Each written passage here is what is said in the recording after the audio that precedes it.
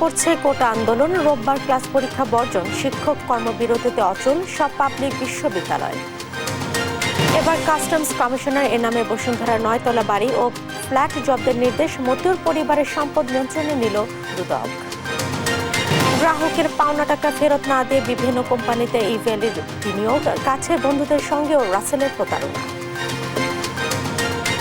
গাজীপুর মহানগর আওয়ামী লীগ কমিটি নিয়ে বিতর্ক, ত্যাগীরা বাদ পড়লেও আছেন বিতর্কিতরা, সভাপতিকে দুষছেন সাধারণ সম্পাদক।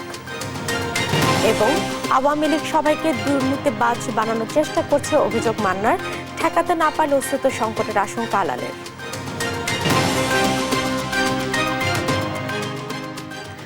সংবাদ রাতে দেখছিলেন একেএসটিএমটিবার সংবাদ শিরোনাম, সঙ্গে আছে আমি জেসিকা আবেদিন। দিন যত গড়াচ্ছে ততই বড় আকার ধারণ করছে কোটা সংস্কার আন্দোলন। ঝড় বৃষ্টি মাথায় নিয়ে দুপুরে হাজারো শিক্ষার্থী চতুর্থ দিনের মতো রাজধানীর শাহবাগ মোড় অবরোধ করে। মুক্তিযোদ্ধা কোটা আপাতত বহাল থাকায় তীব্র ক্ষোভ প্রকাশ করেন আন্দোলনকারীরা। দাবি আদায়ে সব কলেজ বিশ্ববিদ্যালয়ে শনিবার বিক্ষোভ মিছিল এবং রোববার ক্লাস পরীক্ষা বর্জন কর্মসূচি ঘোষণা করে তারা। বিস্তারিত জানাচ্ছেন জান্নাতুল মোহনা। বৈষম্যমূলক কোটা প্রথা বাতিলের দাবিতে সকালে ঢাকা বিশ্ববিদ্যালয়ের কেন্দ্রীয় লাইব্রেরির সামনে জমায়েত হয় শতাধিক শিক্ষার্থী। সূর্য সেন হল সহ বিভিন্ন হলে ছাত্রদের কোটা সংস্কার আন্দোলনে অংশগ্রহণে বাধা দিতে আটকে রাখার অভিযোগ শুনে ওইসব হলের দিকে যান আন্দোলনকারীরা। এ সময় হলের শিক্ষার্থীরা অভিযোগ করেন ছাত্রলীগের কর্মীরা তাদের আটকে রেখেছিল। ক্যান্ডিডেটদেরকে বলে দিছে যাতে হল থেকে একটা ছেলে যাতে না বের হয়। আমি সকাল থেকে বের হওয়ার সময় ঠিক আছে সবাইকে দেখে দাঁড়া করে রাখছে। আমি বলছি আমার সাথে আছে, কয়েকজন চলে আসছে আর কয়েকজন রয়ে গেছে। ভয় পেয়ে ছাত্রলীগের ভয় পেয়ে আজকে গেটের সামনে দাঁড়ায় রয়েছে। ওদের কি চাকরি লাগবে না? যে এটা হচ্ছে গভর্নমেন্টের একটা ওপেন প্ল্যান, যেটা শিক্ষার্থীদেরকে উস্কে দিচ্ছে এবং তাদের ক্ষতির দিকে ধাবিত করতে।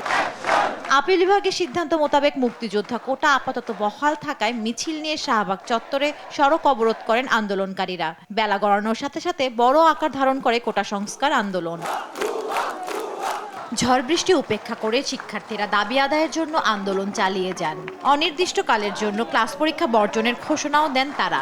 আজকে আপিল বিভাগ যেটি করতে পারতেন, যে হাইকোর্টের রায়টিকে স্থগিত করতে পারতেন।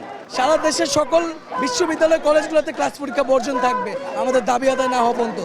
আমাদের আন্দোলন চলবে, দাবি না মানা পর্যন্ত আন্দোলন চলবে। যে বৈষম্যের শিকার হচ্ছে, এই বৈষম্য থেকে এই বাংলার ছাত্র সমাজ মুক্তি চাই। এদিকে শাহবাগের মতো গুরুত্বপূর্ণ মোড় দীর্ঘ সময় আটকে রাখায় সড়কে দেখা দেয় তীব্র যানজট। এতে ভোগান্তিতে পড়েন আশেপাশের হাসপাতালে আসা রোগী ও তাদের স্বজনেরা। কিভাবে যাবো এটা ভাবতেছি আর কি।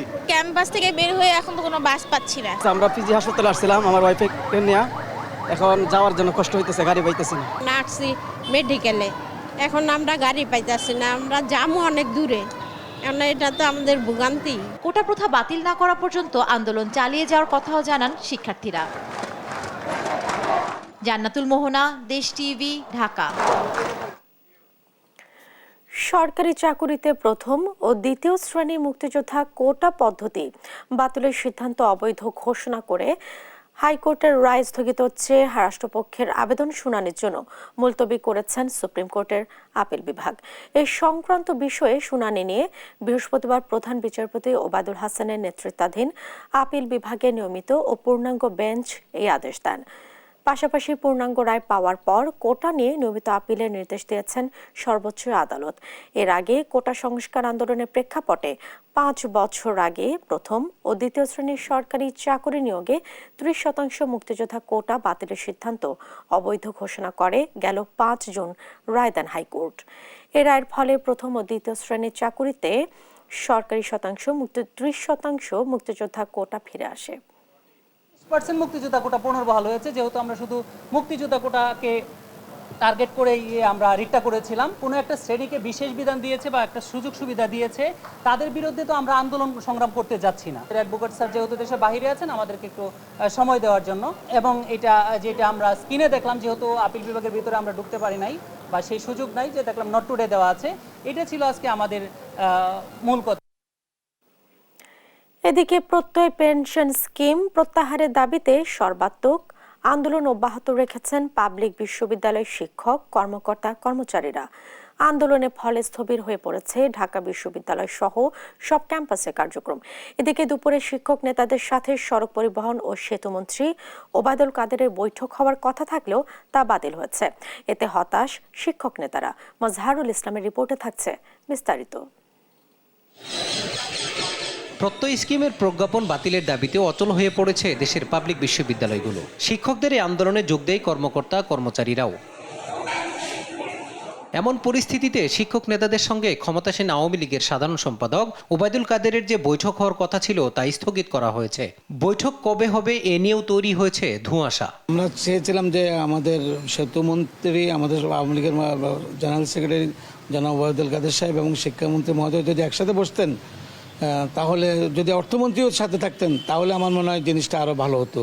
তো দেখা যাক, আমরা আমাদের আন্দোলনও চালিয়ে যাচ্ছি, আমাদের যে পূর্ববর্তী কর্মসূচি যেটা আছে সেটা অব্যাহত থাকবে।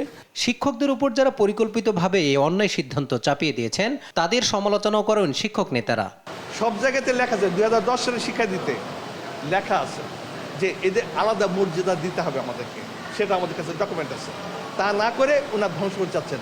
আমাদের স্পষ্ট, গতকাল আমরা মিটিং করেছি, সারা বাংলাদেশের সব পাবলিক ইউনিভার্সিটির প্রতিনিধি ওখানে ছিলেন, স্পষ্ট জানিয়ে দিয়েছেন আমাদেরকে অবশ্যই প্রত্যয় স্কিমের বাইরে নিয়ে আসতে হবে। স্পষ্ট, এটা নিয়ে আলোচনার কিছু নাই। আন্দোলনে সাধারণ শিক্ষার্থীদের উদ্বিগ্ন না হওয়ার আহ্বান জানান শিক্ষকরা। যে আমরা যে ক্ষতিটা এখন হচ্ছে ছাত্রছাত্রীদের, আমাদের সেই সুযোগ আছে যে আমরা এটা পুষিয়ে নিতে পারবো। আমরা ছুটির দিনে ক্লাস নিব, আমরা এক্সট্রা ক্লাস নিব, যেটা আমরা করোনাতে করেছি বা অন্যান্য ইমার্জেন্সি অবস্থায় আমরা করেছি। বিশ্ববিদ্যালয়ের শিক্ষকরা সেটা প্রমাণ করেছে যে আমরা পারি সেটা, এবং আমরা সেই ব্যাপারেই সচেষ্ট আছি। চলমান শিক্ষকদের আন্দোলন কবে অবসান হবে এবং ক্লাস পরীক্ষা চালু হবে তা নিয়েই চিন্তিত সাধারণ শিক্ষার্থীরা। মাজহারুল ইসলাম, দেশ টিভি, ঢাকা।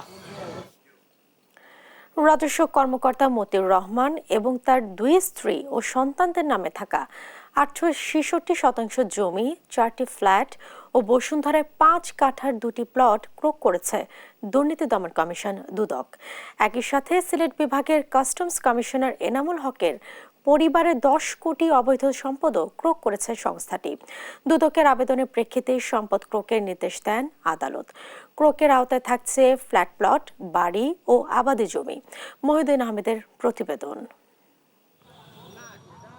কাস্টমস ও ভ্যাট কমিশনার মোহাম্মদ এনামুল হকের বিরুদ্ধে 2019 সালে মামলা করে দুর্নীতি দমন কমিশন দুদক। 9,76,107 টাকার অবৈধ সম্পদ রয়েছে বলে মামলার অভিযোগে উল্লেখ করা হয়। মামলাটি তদন্তাধীন রয়েছে। এর মধ্যে এনামুলের সম্পদ ক্রয় করার আবেদন করেন তদন্ত কর্মকর্তা। আদালত আবেদন গ্রহণ করে সম্পদ জব্দের নির্দেশ দেন। জব্দের তালিকায় রয়েছে বসুন্ধরা আবাসিক এলাকায় 9 তলা বাড়ি, 2টি ফ্ল্যাট এবং 3টি বাণিজ্যিক স্পেস। এছাড়া রাজধানীর ভাড্ডা, আফতাবনগর, গাজীপুর সহ দেশের 11টি স্থানে জমি রয়েছে তার। এদিকে পুত্র মুশফিকুর রহমানের ছাগল কাণ্ডের পর আলোচনায় আসে রাজস্ব কর্মকর্তা মতিউর রহমানের অবৈধ সম্পদের বিষয়টি। এর মধ্যে তার বিরুদ্ধে মাঠে নেমেছে দুদক। মতিউরের বিদেশ যাত্রায় নিষেধাজ্ঞা দেওয়ার পাশাপাশি তার অবৈধ সম্পদের অনুসন্ধানে নেমেছে দুর্নীতি দমন কমিশন। তার সম্পদ ক্রয় করার জন্য আদালতে আবেদন করেন দুদক কর্মকর্তা। মতিউর এবং তার স্ত্রী সন্তানদের সম্পদ ক্রয় করারও নির্দেশ দিয়েছেন আদালত। তার নিজস্ব নামীয় সম্পদ, তার প্রথম স্ত্রী, দ্বিতীয় স্ত্রী, তার কন্যা এবং তার পুত্রদের নামীয় কিছু সম্পদের আজকে আমরা ক্রয় করার জন্য আবেদন করেছিলাম বিজ্ঞ আদালতে, এবং বিজ্ঞ আদালত শুনানি শেষে সেগুলো ক্রয়ের আদেশ দিয়েছেন। দুদক মতিউর রহমানের নামে এখন পর্যন্ত পেয়েছে 114% জমি। তার স্ত্রী লাইলা কানিজের নামে আছে 522.52% জমি। ছেলে আহমেদ তৌফিকুর অর্ণবের নামে পাওয়া গেছে 275.875% জমি। মেয়ে ফারজানা রহমান ইশিতার নামে পেয়েছে 106.56% জমি। একই ব্যক্তির নামে বসুন্ধরায় 5 কাঠার উপরে বহুতল ভবনটিও জব্দ করা হয়। দ্বিতীয় স্ত্রী শাম্মী আক্তার লাভলির নামে থাকা জমি এবং বসুন্ধরার 5 কাঠা জায়গাও জব্দ করা হয়েছে। পরিবারের আরেক সদস্য লাইলা কানিজের নামের 2,540 কোটি টাকার সম্পদও নিয়ন্ত্রণ নিয়েছে দুদক। মোট 1017 ডেসিমেল জায়গা, যেগুলো নরসিংদী এলাকায় এবং বরিশাল এলাকায়। এছাড়াও রয়েছে 3টি ফ্ল্যাট, যার একটি ধানমন্ডিতে, 2টি বসুন্ধরায় এবং আরেকটি 5 কাঠা প্লটের উপরে 5 তলা বহুতল ভবন একটি নির্মাণ করা আছে।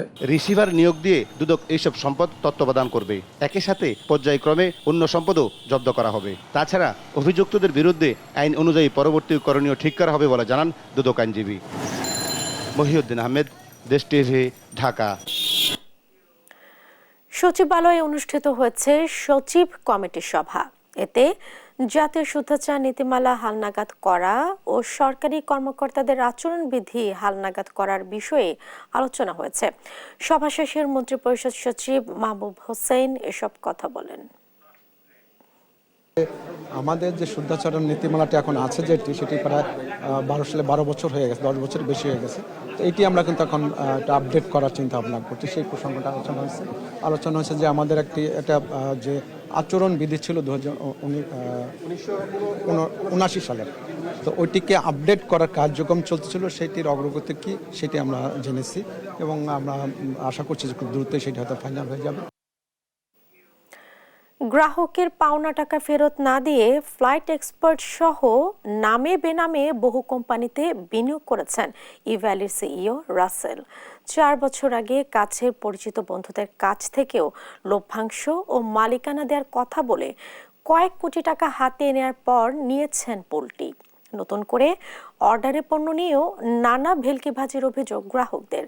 ইভ্যালি নতুন প্রতারণা নিয়ে সাদাত নিশাদের 2 পর্বের ধারাবাহিকের আজ থাকছে প্রথম পর্ব।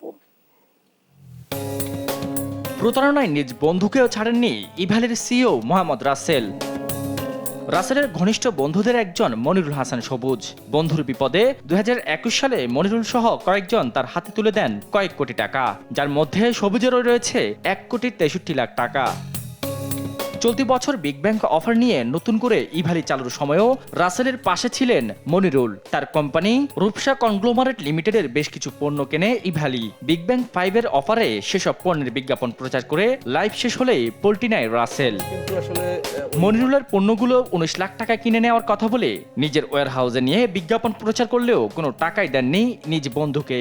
পাওনা ফেরত চেয়ে বন্ধুর কাছ থেকে পাচ্ছেন হুমকি। আর আশেপাশে যত ভিউতে যা ক্যাপচার জন্য ছিল সবকিছু ছিল রূপসার প্রোডাক্ট। প্রথম দিনের মতো করেই সে লাস্ট ডেতেও আমাকে সে ইউজ করছে, যে ধরেন আমার প্রোডাক্টগুলো দিয়ে তার ওইখানে ডিসপ্লে করে সুন্দরভাবে করে সে ওইখানে লাইভ প্রোগ্রামটা শেষ করে।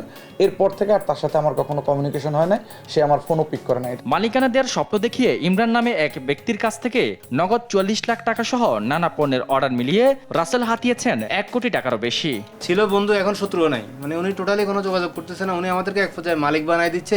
এখন আমরা মালিক না, ফিওনও নাই। তো ওনাকে তো কোনো মাধ্যমে আমরা খুঁজে পাচ্ছি না। তারপরেও বিভিন্ন মাধ্যমে যদি টাকা চাইতে যাই, উনি বিভিন্ন বাহিনী রাখছে, বিভিন্ন সাংবাদিকদের দিয়ে, বিভিন্ন প্রশাসনের লোকদের দিয়ে পাওয়ার খাটাচ্ছে। 2021 সালের 29 মে online travel agency flight expert কিনে কয়েক কোটি টাকা বিনিয়োগ করে ইভ্যালি। তবে রহস্যজনকভাবে বিষয়টি নিয়ে চুপ ফ্লাইট এক্সপার্ট কর্তৃপক্ষ। সেটা অবশ্যই ওই সময়ে একটা আমাদের প্রতিবাদমূলক একটা কথা বলার কথা ছিল, কিন্তু জিনিসটা যেহেতু তখনও একটা বিজনেস ছিল, যে প্রসেসিংয়ে ছিল, সো ওইটা নিয়ে এই জন্য আমরা দুই পক্ষই আসলে খুব বেশি চিন্তা করিনি। যে অ্যাডভান্স ডেভেলপমেন্ট অ্যান্ড হোল্ডিংস লিমিটেডেও বিনিয়োগ আছে ইভ্যালির। এই প্রতিষ্ঠানের সিইও আরিফার হোসেন ইভ্যালিরই সাবেক চিফ মার্কেটিং অফিসার। ইভ্যালির chief technical officer Osman Goni নাহিদের মাধ্যমে দুবাইয়ে ব্যবসা পরিচালনা করে আসছে রাসেল। তো দুবাই আসা যাওয়া করার কারণ হচ্ছে ওখানে সে ব্যবসা সেট করতেছিল, নাহিদকে নিয়ে সে ব্যবসা সেট করতেছিল। তো এই জন্য আর কি, এটা নিয়ে আপনারা আর একটু যদি একটু খোঁজ খবর নেন তাহলে আপনারা বের করতে পারবেন। মামলা প্রত্যাহারের সত্ত্বে প্রতারণার শিকার গ্রাহকদের অর্থ পরিশোধ করলেও নিরীহ অনেক গ্রাহকেরই দেনা পরিশোধ করছেন না ইভ্যালি।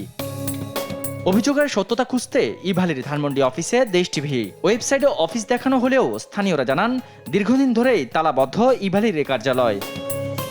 সাদাত নিশাদ, দেশ টিভি, ঢাকা। সংবাদ রাতে আরো থাকছে। শীর্ষ কমান্ডার নাসের হত্যার জবাবে ইসরায়েলি সামরিক অবস্থানে হিজবুল্লাহর 2 শতাধিক রকেট নিক্ষেপ, বাড়ছে আঞ্চলিক উত্তেজনা।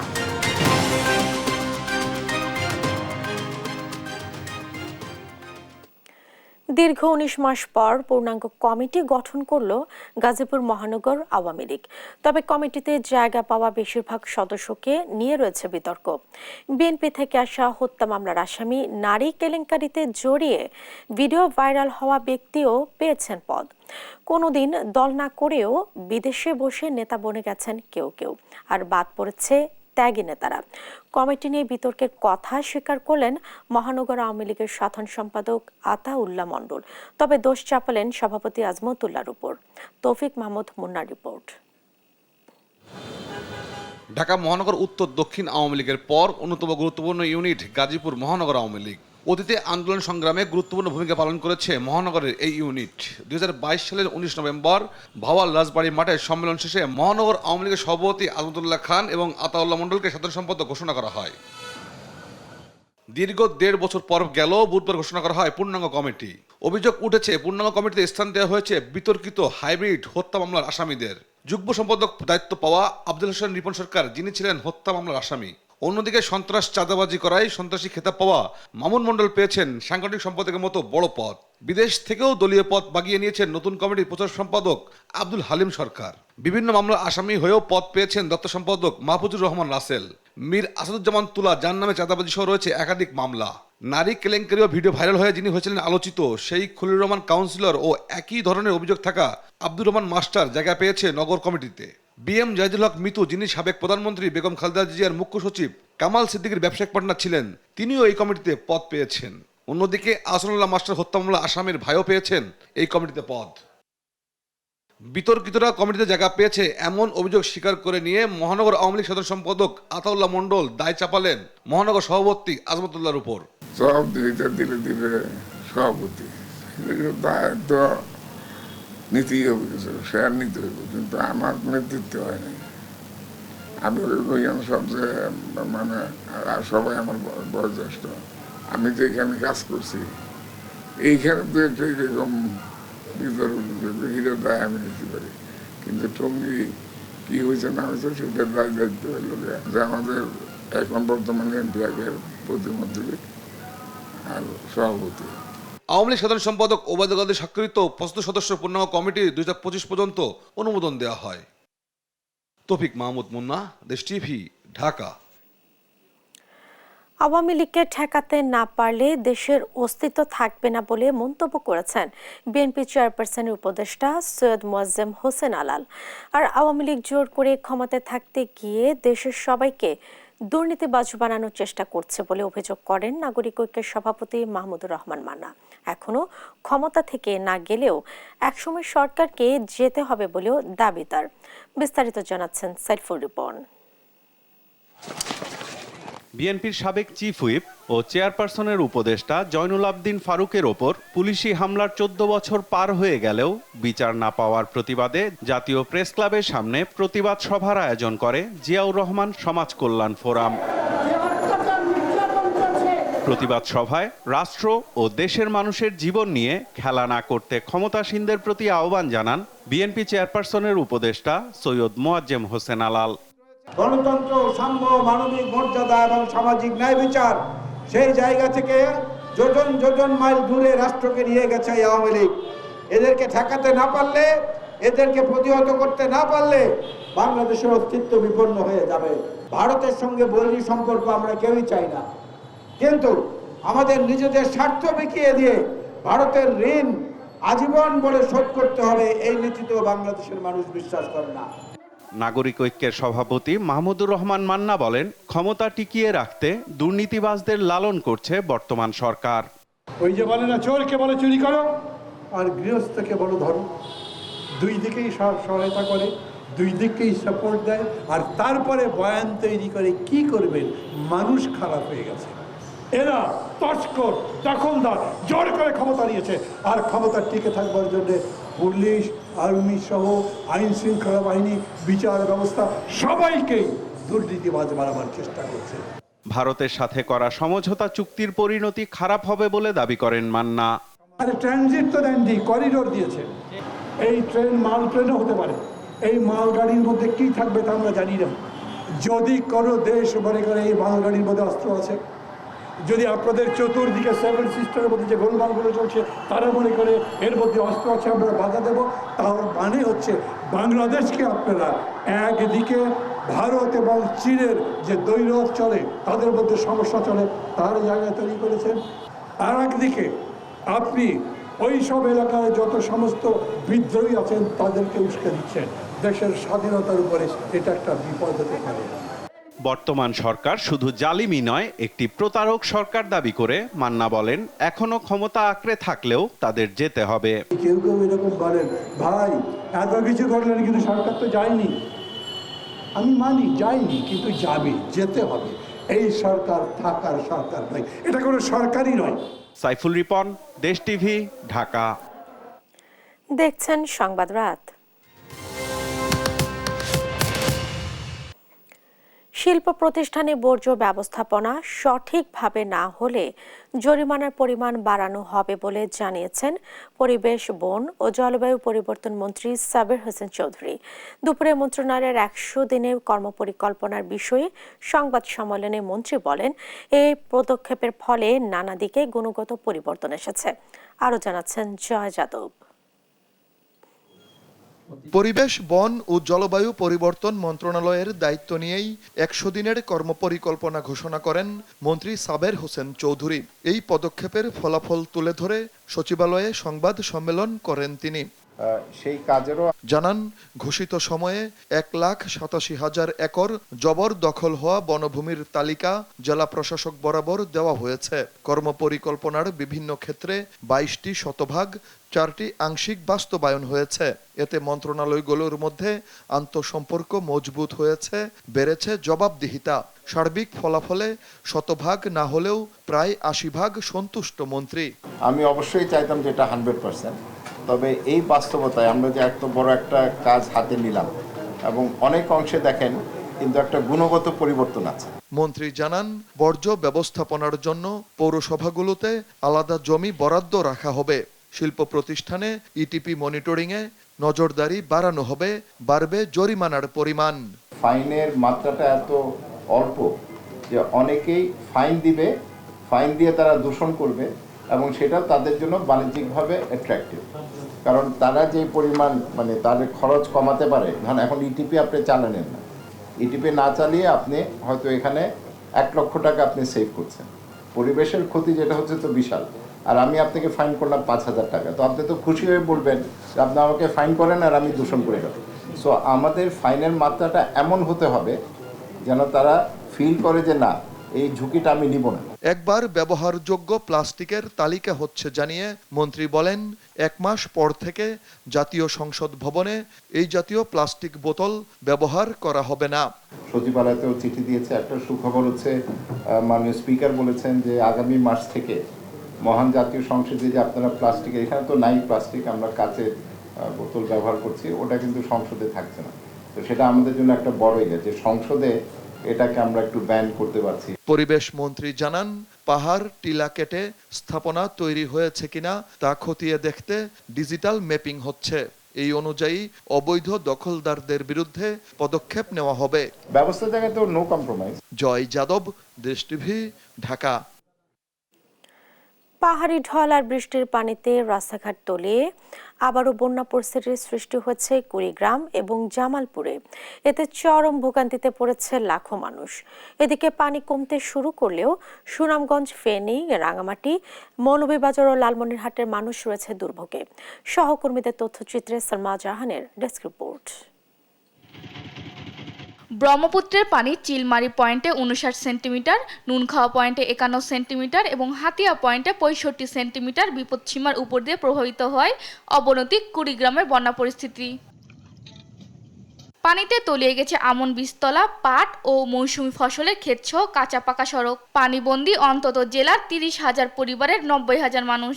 4 দিন থেকে আমরা মনে করেন যে খুব কষ্টতে আছি, পানির মধ্যে খাওয়া দাওয়া নাই, গরু বাছুর নিয়ে খুব সমস্যা আছে। রাস্তাঘাট ডুবে গেছে, স্কুল মাদ্রাসা যেতে কষ্ট হয়, বাসার মধ্যে পানি উঠছে। এদিকে রাঙামাটি বাঘাইছড়িতে পাহাড়ি ঢলে পানিতে ডুবে যায় কাঁচালং সরকারি কলেজের পরীক্ষা কেন্দ্র। এতে কেন্দ্রটিতে স্থগিত করা হয় বৃহস্পতিবার এইচএসসি পরীক্ষা। এদিকে জেলার বিভিন্ন এলাকায় সড়ক তলিয়ে বাড়িঘরে ঢুকেছে পানি। যমুনা নদীর পানি বিপদসীমার উপর দিয়ে প্রবাহিত হয় জামালপুরের ইসলামপুর, দেওয়ানগঞ্জ ও মাদারগঞ্জ উপজেলার 12টি ইউনিয়নের নিম্নাঞ্চলে পানি ঢুকেছে। এতে চরম দুর্ভোগে পড়েছে দুর্গতরা।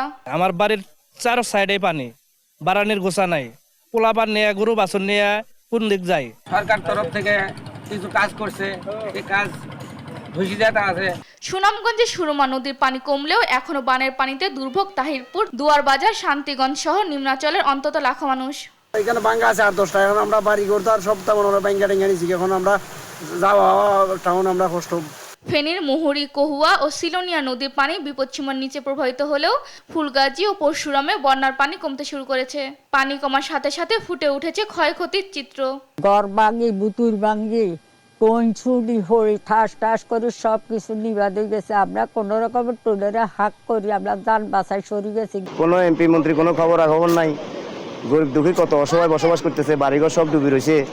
কে কার খবর কে লইব? মৌলভীবাজারের রাজনগর ও সদর উপজেলার কুশিয়ারা নদী পাড়ের অন্তত 20টি গ্রামের বন্যার পানি কমতে শুরু করেছে। তবে হাওর অঞ্চলের উপজেলা কুলাউড়া, জুড়ি ও বড়লেখায় বন্যা পরিস্থিতি এখনো অপরিবর্তিত। এদিকে তিস্তার পানি কমলেও স্বস্তিতে নেই নদীপাড়ের মানুষ। ভাঙন আতঙ্কে নির্ঘুম রাত কাটছে লালমনিরহাটের বাসিন্দাদের। নদীটা যদি খুঁজতো তাহলে আল্লাহ রকম আমাদের মনে করো এই দুঃখ থেকে আমরা বাঁচি গেল হয়। বৃষ্টি কমলে দুর্গত এলাকাগুলোতে বন্যা পরিস্থিতি উন্নতি হওয়ার আশা বন্যা সতর্কীকরণ কেন্দ্রের। News desk, Desh TV. সরকার সহ দলীয় নেতাকর্মীদের বন্যার্তদের সর্বাত্মক সহায়তার এগিয়ে আসার আহ্বান জানিয়েছেন জাতীয় পার্টির একাংশের চেয়ারম্যান রওশন এরশাদ।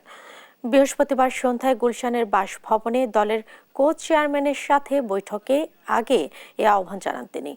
বলেন, বন্যা পরিস্থিতি ভয়াবহ হচ্ছে, তবে ত্রাণ কার্যক্রম পর্যাপ্ত না, যা প্রধানমন্ত্রীর নজর দেওয়া দরকার।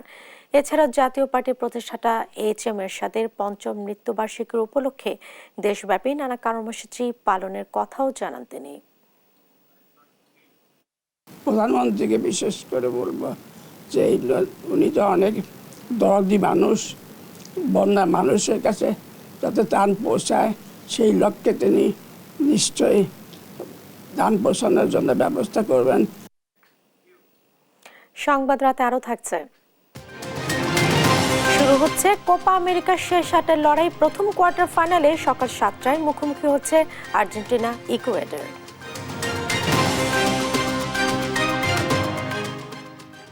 প্রধানমন্ত্রীর চীন সফর থেকে বিদ্যুৎ ও জ্বালানি খাতে $1 বিলিয়ন ঋণ চাওয়া হবে বলে জানিয়েছেন বিদ্যুৎ ও জ্বালানি প্রতিমন্ত্রী নসরুল হামিদ বিপু। সচিবালয়ে সংবাদ সম্মেলনে তিনি বলেন, আগামী 3-4 দিনের মধ্যে বিদ্যুৎ আর 15 দিনের মধ্যে গ্যাস সরবরাহ স্বাভাবিক হবে। জয় যাদবের রিপোর্ট। এবারের বাজেটে জ্বালানি ও বিদ্যুৎ খাতে বরাদ্দের সার্বিক দিক নিয়ে বৃহস্পতিবার সকালে সচিবালয়ে সংবাদ সম্মেলন করেন বিদ্যুৎ, জ্বালানি ও খনিজ সম্পদ প্রতিমন্ত্রী নসরুল হামিদ বিপু। তিনি জানান, নিরবচ্ছিন্ন বিদ্যুৎ সরবরাহকেই প্রাধান্য দেওয়া হয়েছে বাজেটে। এবারের বরাদ্দ 38,941 কোটি টাকা। প্রশ্নোত্তরে তিনি বলেন, ডলার বাঁচাতে ডিজেল চালিত বিদ্যুৎ কেন্দ্রগুলো না চালানোর কারণেই লোডশেডিং কিছুটা বেড়েছে। তবে ডলারের দামের তারতম্যের কারণে জ্বালানি খাতে ভর্তুকি কমানো কঠিন হয়ে পড়েছে। আপাতত না বাড়লেও সময় মতো বিদ্যুতের দাম বাড়ানোর ইঙ্গিত দেন তিনি। প্রাইস অ্যাডজাস্টমেন্টের ব্যাপারে আমরা এটা চলমান রেখেছি। সময় অনুযায়ী আমরা প্রাইস অ্যাডজাস্টমেন্ট করেছি, এই পর্যন্ত 2বার করেছি। এখন বাকি অ্যাডজাস্টমেন্ট এটা হবে এবং সেটা সময় মতো হবে। এখন পরিস্থিতি আমাদের নিজেদের নিয়ন্ত্রণে আছে। আমরা চাচ্ছি আগামীতে 10, 15, 16 তারিখের দিকে আমরা আশাবাদী যে গ্যাস নিরবিচ্ছিন্ন হয়ে যাবে। আগামী 3 থেকে 4 দিনের মধ্যে আমাদের বিদ্যুৎও খানিকটা আগের থেকে ভালো হবে। নবায়নযোগ্য জ্বালানি 10% উন্নীত করা সরকারের লক্ষ্য বলে জানান প্রতিমন্ত্রী। বলেন, বিদ্যুৎ ও জ্বালানি খাতে চীন থেকে $1 বিলিয়ন ঋণ চাওয়া হবে। চীন সফরের মধ্যে আমাদের বিশেষ করে আমরা প্রায়োরিটি দিয়েছি মহেশখালী থেকে প্যারালালি আরেকটা গ্যাসের পাইপলাইন নিয়ে আসার জন্য। এই প্রজেক্টটা আমরা G2G করার জন্য আমরা প্রপোজ করেছি এবং এটার অর্থের সহযোগিতা আমরা চেয়েছি। আমরা আরও 2টি FSRU ওখানে করার জন্য আগামী 27 সালের দিকে আমরা একটা প্রকল্প নিয়েছি যে 27 থেকে কোনো রকম যাতে কোনো গ্যাসের প্রবলেম না হয়। বিদ্যুতের প্রিপেইড মিটারের সমস্যা সমাধানের আশ্বাস দেন নসরুল হামিদ। সব গ্রাহককে বিদ্যুৎ বিল হালনাগাদ রাখার আহ্বানও জানান তিনি। আমি আপনাদের মাধ্যমে গ্রাহকদের বলবো যে বিদ্যুতের বিলটা আপডেট রাখেন। জয় যাদব, দেশ টিভি, ঢাকা। শ্রম আইন লঙ্ঘনের মামলায় ডক্টর মোহাম্মদ ইউনুস সহ 4 আসামির জামিনের মেয়াদ 5মবারের মতো বাড়িয়েছে শ্রম আপিল ট্রাইব্যুনাল। আগামী 14 আগস্ট পর্যন্ত তাদের জামিনের মেয়াদ বাড়ানো হয়েছে। বিস্তারিত জানাচ্ছেন আহাদ চৌধুরী। শ্রম আইন লঙ্ঘনের অভিযোগে কলকারখানা ও প্রতিষ্ঠান পরিদর্শন অধিদপ্তরের করা মামলায় গ্রামীণ টেলিকমের চেয়ারম্যান মোহাম্মদ ইউনুস সহ 4 জনকে 6 মাস করে বিনাশ্রম কারাদণ্ড এবং প্রত্যেককে 30,000 টাকা অর্থদণ্ড দিয়ে গেল 1 জানুয়ারি রায় দেয় ঢাকার তৃতীয় শ্রম আদালত। এরপর পঞ্চমবারের মতো জামিনের মেয়াদ বাড়ল ডক্টর ইউনুসের। শ্রম আপিল ট্রাইব্যুনালের ভারপ্রাপ্ত চেয়ারম্যান সিনিয়র জেলা ও দায়রা জজ M.A. আওয়াল জামিনের মেয়াদ বাড়িয়ে আদেশ দেন। মামলায় ডক্টর মোহাম্মদ ইউনুস সহ 4 আসামির জামিনের মেয়াদ আগামী 14 আগস্ট পর্যন্ত বাড়ানো হয়েছে। মহামান্য কোর্ট অত্যন্ত আইনগতভাবে দৃষ্টিটা দেখেছেন এবং যেহেতু আমাদের অধিকার আছে সেই অধিকার হিসাবে আগামী 14 তারিখ 8 পর্যন্ত আমাদের সময় দিয়েছেন। আর পাশাপাশি আমরা কোর্টের কাছে আরেকটা আবেদন করেছি আমাদের পূর্ণাঙ্গ জামিন দেওয়ার জন্য।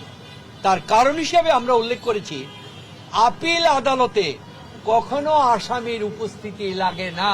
পরবর্তী ধার্য তারিখে যদি উনি কোনো আদেশ আনতে না পারে আপিল বিভাগ থেকে, তাহলে আপিলটা যেন শুনানির জন্য ধার্য থাকে। আদালত সেই মর্মে ওনাকে 14 আগস্ট পর্যন্ত জামিন দিয়েছেন এবং 14 আগস্ট উনি যদি আপিল দায়ের করে কিছু আনতে পারে তো ভালো, আর যদি আনতে না পারে আপিল শুনানি হবে।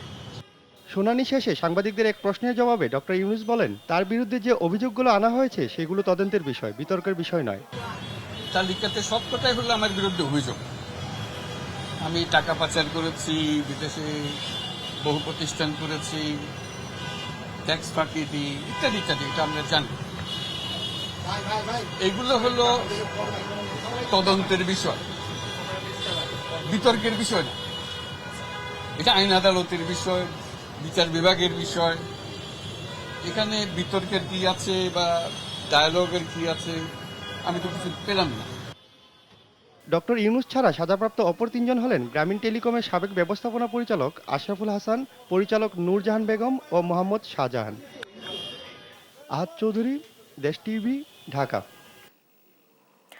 দেশের প্রথম জিন ব্যাংক স্থাপন করতে যাচ্ছে বঙ্গবন্ধু শেখ মুজিব মেডিকেল বিশ্ববিদ্যালয়।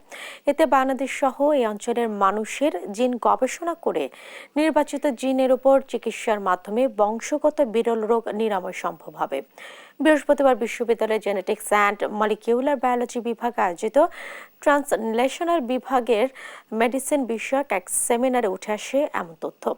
জিন ব্যাংক তৈরিতে সব ধরনের সহায়তা দেয়া হবে বলে জানান উপাচার্য দিন মোহাম্মদ নুরুল হক। অ্যাপ্রোচের জন্য আমাদের বায়োব্যাংকিং দরকার। সেখানে all type of biological specimen থাকবে এবং সেখানে ডেটা থাকবে, যত লক্ষ লক্ষ ডেটা এখানে প্রিজার্ভ করা হবে। এগুলা ভবিষ্যৎ রেফারেন্সের জন্য, স্টাডিজের জন্য থাকবে। এই ডেটার দাম অনেক বেশি হবে, তখন এই ডেটা আমরা বিক্রি করতে পারবো। দেখছেন সংবাদ রাত। লেবাননে হিজবুল্লাহ ও ইসরায়েলের বাহিনীর মধ্যে তীব্র লড়াই চলছে। ইসরায়েলি সামরিক অবস্থান লক্ষ্য করে 2 শতাধিক রকেট হামলা চালিয়েছে ইরান সমর্থিত এই গোষ্ঠীটি। শীর্ষ কমান্ডার নাসের হত্যার জবাবে এই হামলা চালায় হিজবুল্লাহ। এ নিয়ে আঞ্চলিক উত্তেজনা দেখা দিয়েছে অঞ্চলটিতে। লুৎফর কবরের রিপোর্ট। ইসরায়েলের সামরিক অবস্থান লক্ষ্য করে এভাবে দফায় দফায় রকেট ছুড়ে লেবাননের সশস্ত্র গোষ্ঠী হিজবুল্লাহ। বৃহস্পতিবার একের পর এক রকেট হামলায় কেঁপে ওঠে সীমান্ত এলাকা। এসব শক্তিশালী একাধিক রকেট প্রতিহত করে ইসরায়েলের উন্নত আকাশ প্রতিরক্ষা ব্যবস্থা আয়রন ডোম, এমনটাই দাবি করেছে তেল আবিব। বার্তা সংস্থা রয়টার্সের একাধিক ভিডিওতে দেখা গেছে রকেটের ধ্বংসাবশেষ পড়ে ইসরায়েলের উত্তরাঞ্চলের একটি শপিং মলে। যদিও এতে হতাহতের খবর পাওয়া যায়নি। হিজবুল্লাহর অবস্থানেও পাল্টা আক্রমণে যাওয়ার দাবি করেছে আইডিএফ। বুধবার ইসরায়েলি হামলায় হিজবুল্লাহর জ্যেষ্ঠ কমান্ডার মোহাম্মদ নাসের নিহতকে কেন্দ্র করে প্রতিশোধমূলক হামলা চালিয়েছে গোষ্ঠীটি। এতে উত্তেজনা আরও বেড়েছে। ইসরায়েলের সামরিক বাহিনী জানিয়েছে হিজবুল্লাহর আজিজ ইউনিটের নেতৃত্বে ছিলেন নাসের। এ ঘটনায় ক্ষোভে ফুঁসছে দলটির শীর্ষ নেতাদের পাশাপাশি সাধারণ মানুষও। নিহত হিজবুল্লাহ নেতার কফিনকে সামনে রেখে বদলা নেয়ার হুঙ্কার দিয়েছেন দলটির নেতাকর্মীরা। গাজা যুদ্ধকে কেন্দ্র করে গেল বছরের অক্টোবর থেকে থেমে থেমে লড়াই চলছে ইসরায়েল ও ইরান সমর্থিত এই গোষ্ঠীটির।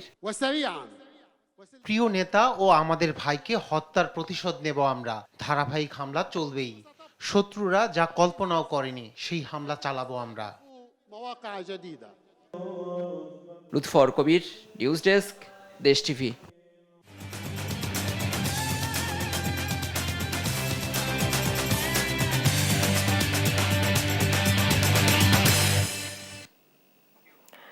দর্শক, এখন আমরা চলে যাচ্ছি ওয়াশিংটন ডিসিতে ভয়েস অফ আমেরিকার স্টুডিওতে।